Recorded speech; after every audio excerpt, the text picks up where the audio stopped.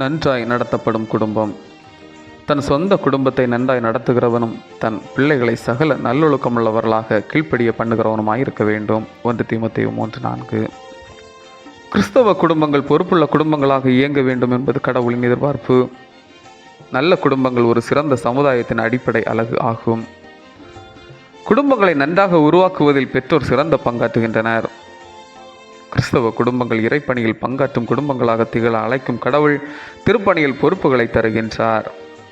இப்பொறுப்புகளை நிறைவேற்றும் அனைவரும் தங்கள் சொந்த குடும்பங்களை சிறப்பாக நடத்துகின்றவர்களாக இருக்க வேண்டும். குடும்பத்தில் உள்ள பிள்ளைகள் பெற்றோர் போன்றவர்களின் தேவைகளை அறிந்து குடும்பத்திற்கு தேவையானவைகளை பெற்றுத் தருவதும் அன்பு, ஞானம், பொறுமை, நேர்மை, கண்ணியம், கட்டுப்பாடு மற்றும் உண்மைத்தன்மைகளோடு குடும்பத்தை வழிநடத்துவதும் பொருளாசையின்றி சண்டையிடாமல் கீழ்ப்படிதல் போன்ற நற்பண்புகளை பிள்ளைகளுக்கு கற்றுக் கொடுப்பதும் நற்பண்புகளை வளர்த்துவதில் முன்மாதிரியாக இருப்பதுமே ஒருவர் தன் குடும்பத்தை நன்றாக வழிநடத்துகிறார் என அறிய முடியும். அப்படிப்பட்டவர்கள் தான் இறைப்பணியிலும் பொறுப்புகளை ஏற்க வேண்டும். ஏனெனில் அவர்கள் மட்டுமே குற்றமற்றவர்களாய் சிறப்பான முறையில் அப்பொறுப்புகளை நிறைவேற்ற முடியும். எனவே இறைமக்களாகிய நாம் நம்முடைய குடும்பங்களை நன்றாக வழிநடத்த அழைக்கப்படும் பொழுது குடும்பத்தின் பொறுப்புகளை சரியாக நிறைவேற்ற வேண்டும். நம் பிள்ளைகளுக்கு நல்லொழுக்கங்களை கற்றுக் கொடுக்க வேண்டும். இவைகளின் வழி கடவுள் நமக்கு தரும் இறைப்பணியின் பொறுப்புகளில் சிறப்பாக அவருக்கு சாட்சியாக செயல்பட உதவி செய்வார். ஜெபம்.